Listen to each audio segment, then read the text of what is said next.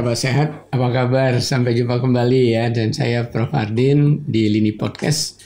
Pada podcast kali ini saya ingin ngobrol-ngobrol dengan seorang anak muda yang saya perhatikan dalam waktu hanya 2 tahun. Dari tubuh yang tadinya kurus kerempeng gitu ya, bisa tampak jadi sehat berotot. Nah, kita ingin ngulik nih ya, apa sih kiat-kiatnya kok bisa demikian, yang mudah-mudahan juga bisa pengalamannya bisa kita share dan teman-teman barangkali juga bisa mengadaptasi. Baik, sekarang kita akan ngobrol-ngobrol tentang kiat Kak Israf SGZ bisa sehat berotot. Sahabat sehat ya, kita akan ngobrol-ngobrol sekarang dengan Kak Israf. Apa kabar Kak Israf? Alhamdulillah sehat. Kak Israf sudah selesai sarjana gizi menjelang saat-saat tingkat 4 ya. Mulai tingkat 3 atau tingkat 4 itu kegiatan memulai Tingkat akhir ya, tingkat 4 ya, tahun keempat mulai memperhatikan dirinya ya, introspeksi. Memang kita nggak mungkin sayang orang lain kalau kita nggak awali dengan sayang pada diri sendiri ya. Dan orang otomatis nanti akan sayang pada kita kalau kita udah sayang pada diri kita salah satunya. Bukan egois ya, tapi ya bagaimanapun fisik salah satunya, di samping soal spiritual, moral, mental, cognitive function atau fungsi kognitif. Nah, saya ingin ngobrol-ngobrol lebih lanjut nih Kak Israf. Karena dari apa yang karena dulu jadi asisten di Linset, saya perhatikan gitu ya. Bagaimana Kak Israf bahkan bisa sharing kan di Instagramnya. Betul. Dari tadinya kurus kerempeng, mohon maaf ya. Iya betul sih Prof. Kurus kerempeng waktu jadi mahasiswa saya. Betul sih Prof. Kemudian jadi lihat deh gambar ini nih ya. Sebelum dan ya, sesudah. Ini yang sebelum, ini yang sesudah. Bayangkan itu ya, Israf lama ya sama Israf mengalami transformasi. Apa rahasia? Pertama gini deh, kenapa sih kok punya keinginan ya? Saya tidak pengen kurus kerempeng, tapi saya ingin sehat berotot. Kenapa begitu? Awalnya ya aku banyak dapat insight dan materi tentunya karena aku jurusan gizi ya. Itu pertama. Dan dapat gizi olahraga. Dapat pengaruh media sosial dan sebagainya lah di masyarakat itu. Pertama karena itu awareness kayak ternyata ya emang sehat tuh untuk semua orang dan emang salah satu dari gizi seimbang kan, 4 pilar gizi seimbang, aktivitas fisik atau olahraga itu penting banget. Jadi jangan sampai dipermalukan ya, orang gizi kok kurus kerempeng. Nah itu juga sih Prof. Harusnya orang gizi justru bisa jadi contoh. Betul. Wah, salam dulu. Karena masuk gizi dan harapannya ke depannya kan kita jadi konsultan misalnya. Nanti ada klien. Penampilan fisik tentu itu dinilai pertama menurut aku dari klien kayak kalau bisa ya yang melihat dulu dari fisik aja tidak meyakinkan kan orang juga ragu gitu. Ini beneran ahli gizi yang udah menerapkan ilmunya atau emang secara teori aja. Gimana caranya lulusan gizi ya emang seharusnya seperti itu kan, kayak dari penampilan gitu. Itu motivasinya ya. Betul. Caranya gimana? Caranya memulai waktu itu. Nah, tentu ini awal-awal sangat sulit ya Prof ya. Apalagi orang yang mungkin jarang berolahraga. Kalau aku emang minat olahraga emang ada, tapi emang secara konsistensi. Dulu olahraganya apa? Zaman dulu. Kalau dulu tuh malah ya jogging biasa. Dan gak seserius yang belum tahu lah, kayak ada weight training lah yang angkat beban, yang kira-kira kalau mau naikin massa otot ternyata tepatnya harus olahraga ini, kardionya gak usah terlalu banyak. Itu banyak belajar di gizi juga kan. Nah selama tingkat akhir itu mungkin juga karena udah lumayan luang ya, udah senggang. Karena kan emang PR anak gizi ya menurut aku Prof ya, dengan tugas yang banyak. Anak gizi. Dengan tugas yang banyak ya, aku juga mengalami sih. Emang kadang itu agak tricky karena kadang terlena kayak emang tugas banyak jadi nggak sempat luangin waktu. Ngurus diri tuh malah sadarnya pas tingkat akhir. Bahkan di tahun berapa ya saya dapat cerita anak gizi anemi ya. Itu kayaknya emang udah mungkin tugasnya banyak juga. Terus ya banyak kurang bisa bagi waktu. Itu sih emang tantangan di gizi itu emang harus bagi waktu sih. Tapi menurut aku olahraga. Oke, kembali memulai caranya waktu itu. Mulai caranya menurut aku olahraga pas awal-awal emang sulit, tapi di tingkat akhir karena udah banyak waktu luang juga waktu itu, alhamdulillah. Ini kan biasanya tuh ada mengatur makanan, ada mengatur aktivitas fisik, ada mengatur gaya hidup sehat. Nah mungkin kalau boleh lebih detail pengalamannya. Kak Israf ya. Dari olahraga sendiri awalnya ya aku coba konsisten dulu sih Prof. Jadi untuk segi olahraga konsisten untuk ngelakuin kalau bisa setiap hari gerak deh. Dan waktu itu kan cuma home workout. Jadi cuma di kosan waktu itu. Dan mungkin apalagi banyak orang pandemi, masa pandemi, dan banyak orang juga kalau misalnya punya tubuh kurus tuh kan malu ya ke gym itu. Apalagi laki-laki stigma.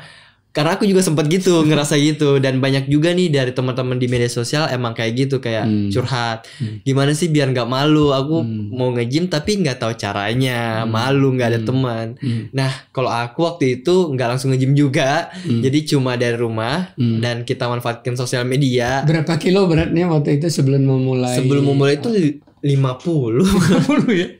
Lebih kurus 50. Saya waktu masuk 55 Prof. Aku inget banget itu bener-bener udah kecil ini ya. Jadi wajar dibilang krempeng tadi ya. Krempeng udah pendek, kecil. Enggak sih. Oke, udah itu insecure sih. Jadi insecure aku itu aku jadiin motivasi untuk ya gimana nih biar keluar dari rasa ketidaknyamanan ini kan. Makanya udah rajin, rutin tuh tiap hari aku dari rumah dan cuma lihat dari YouTube aja gimana gerak-gerakannya. Dan mulai dari situ konsisten, dan gak lama kemudian aku berani tuh untuk mulai ke gym. Karena ternyata emang kalau nge-gym tuh dimulai dari mengolah badan atau organ besar yang mana? Dari lengan, kaki, pinggang, upper body sih, dari upper body. Dari upper body. Dengan alat atau hanya beban tubuh? Dengan alat. Jadi pada saat di rumah beli alat apa? Di rumah pun beli dumbbell. Dumbbell berapa kilo? Itu kayaknya masing-masing waktu itu cuma berapa ya? 5, 10? 3 apa 4, masa kecil banget. Karena ya orang mau mulai ya. Iya, khawatir terkilir ya. Awal. Jadi mulai dari situ, tapi semenjak beli dumbbell 1 buah atau 2 buah? 2 jadi seimbang. Dan itu cuma ngikutin. Gerakan seperti apa yang awal dilakukan? Nah, ngikutin dari YouTube itu ada variasi-variasi ya seperti yang biasa. Terus ada beberapa gerakan juga variasi. Bukan cuma dari bicep, ada tricep, kemudian juga ada shoulder dan sebagainya. Itu aku ikutin lah itu dari YouTube dan alhamdulillah. Nggak sembarang YouTube kan ya? YouTube yang harusnya memang yang kredibel kan ya? Iya, yang YouTube kredibel yang emang yang udah terkenal lah, home workout, dan itu luar negeri sih. Dan emang udah terkenal juga. Nah pada saat itu 30 hari itu aku coba konsisten. Juga mengatur berapa menit? Itu kayaknya satu sehari tuh bisa sampai 30 menit sih. Cuma 30 menit aja. Jadi sebelum tidur atau pagi bangun tidur? Itu biasanya kalau nggak biasa di sore hari sih. Di sore hari menjelang maghrib tuh baru home workout. Nah, dan sampai berkeringat apa tidak jadinya? Berkeringat. Berapa repetisi kurang lebih? 20, 30, repetisinya 60. Itu kayaknya satu gerakan itu misalnya ada 3 kali repetisi, 12 sampai 15 kali ulangan gitu sih, Prof. Dan itu diimbangi juga sama pola makan tentunya. Nah, apa itu? Pola makannya aku kalori surplus kan, kayak nambahlah kalori dari yang biasanya supaya kebentuk otot. Biasa untuk nambah berat badan, untuk nambah massa otot. Protein juga ya. Protein tentu ya. Jadi protein itu emang menurut aku paling penting. Aku konsumsi susu juga, susu, telur, susu bubuk, susu cair, waktu itu susu ini sih, susu fresh milk fresh milk dengan telur juga. 1 gelas 1 hari susunya? Bisa 1 sampai 2 gelas sih, Prof. Biasa pagi sampai sebelum tidur juga itu Iya. minum segelas. Iya. Telur itu biasa hampir tiap kali makan, tiap makan utama. 3 Jadi kali sehari berarti 3 telur. 3 telur bisa ya. Ya, jadi sekali Kuning makan dan bisa putih disantap semua. disantap semua. Iya. Disantap semua. Terus juga proteinnya ada ikan, ayam. Itu biasa sih yang aku konsumsi dan emang Yang penting tuh lebih banyak dibanding iya sebelumnya. lebih banyak sih dan itu mungkin juga kalau pengalaman aku pribadi tuh emang luar biasa harus effort juga Iya, sih iya, iya. karena yang nggak biasa mungkin kita yang Cepat yang kenyang, tubuh kecil nggak biasa makan banyak kan jadi kadang capek juga nih untuk makan Masakan. banyak Iya, untuk makan banyak dan sebagainya tapi menurut aku kalau misalkan kita konsisten olahraga dibarengi olahraga itu malah akan semakin lapar juga jadi kita juga akan semakin banyak makan karena mungkin kebutuhan kalori kita jadi Iya, meningkat gitu ya ada Prof rasa lapar ada rasa lapar jadi itu menurut aku juga pentingnya harus olahraga karena itu kayak satu sinergis Rangkaian, lah ya. rangkaian kayak makan juga jadi mulai teratur juga udah mulai konsumsinya lebih banyak dari sebelumnya dan 1 bulan pertama emang meskipun nggak terlalu kelihatan kayak bentuk otot tapi aku udah ngerasa ada perubahan nih gitu ya Jadi bisa jadi berat badan bertambah tapi besaran otot lengan sudah mulai kerasa. udah mulai kebentuk sih. Oke, kebentuk, Aku sebulan, 2 bulan, 3 bulan sudah tuh kerasa. udah mulai kebentuk dan saat itu karena udah mulai rutin olahraga aku coba ke gym karena di gym kan lebih banyak variasi. Nggak maluin lagi ya. Percaya diri aja. Udah percaya diri karena udah mulai ya. Ada. Itu sendiri juga tuh waktu itu Prof ke gym ya udahlah mau gimana pun oke, karena setelah di gym pun ternyata orang juga kan mungkin banyak stigma tuh kayak diliatin orang lah atau gimana. Nah setelah aku ke gym ya orang juga punya goalsnya masing-masing nggak terlalu peduli. Tapi ada coach kan di sana. Nah saat itu ada Prof jadi ada yang ngarahin juga ngasih tahu alatnya dan kalau di gym tuh biasa ada orang juga yang secara sukarela ya kayak Iya, iya. ngasih tahu kita kan yang baru teman-teman, ya. kalau alat yang ini dipakainya benar seperti ini. Itu udah mulai rutin juga tuh. Makanya juga udah mulai kemudian mulai juga atur pola tidur meskipun mungkin di tingkat akhir masih sering dan juga kerjaan tugas tapi sebisa mungkin Cukup ya tidur, dicukupkan untuk tidurnya dan sebagainya, Prof. Karena ternyata ngebantu banget sih untuk perkembangan otot kan. Berapa lama di gym?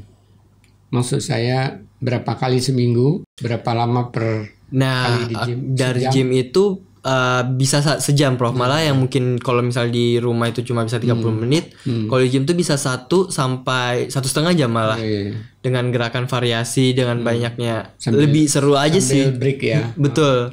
Dan ngelihat orang-orang di gym kan kadang orang jadi semakin termotivasi gitu ya.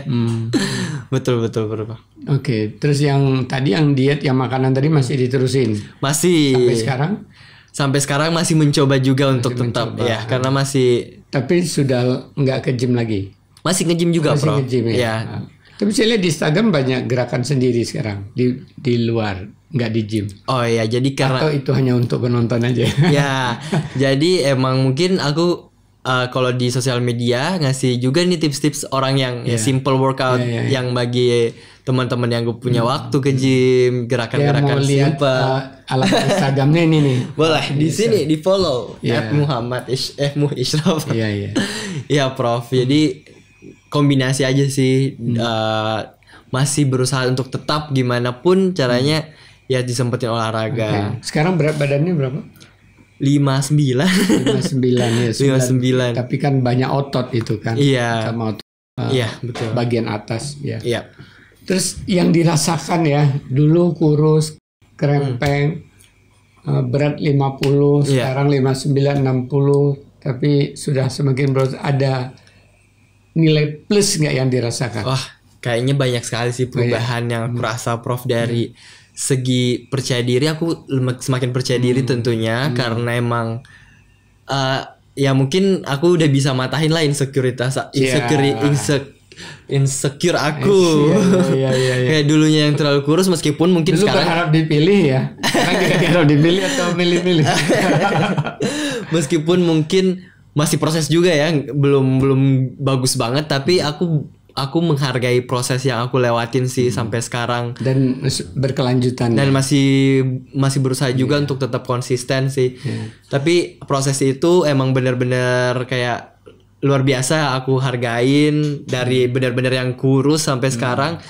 Mulai dari belajar sendiri ya. Iya, dengan sharing juga di teman-teman, dan intinya lebih percaya diri menurut aku.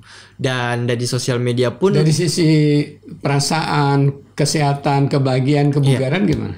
lebih bugar sih, Prof. Lebih bugar. Karena kan olahraga ya itu meningkatkan hormon bahagia juga, lebih rileks, melepas hormon-hormon stres gitu kan ya, Prof. Jadi itu ya bagian dari hidup sih harusnya. Kayak Artinya merasa puas lah ya dengan effort yang betul. 1,5 tahun terakhir ini ya. Betul, apalagi alhamdulillahnya aku kerja di lingkungan yang emang didukung. Jadi emang nilai-nilai dunia kerja lingkungannya iya betul, Bro.